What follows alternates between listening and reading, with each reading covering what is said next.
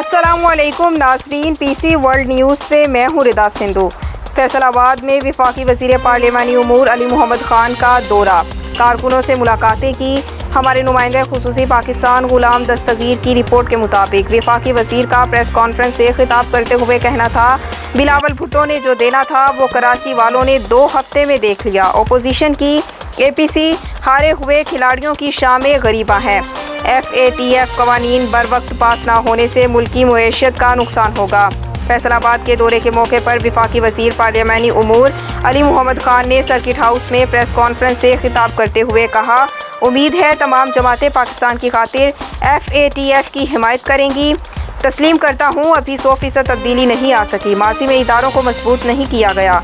वज़ीर आज़म इमरान खान कौम के एतमाद पर पूरा उतरेंगे।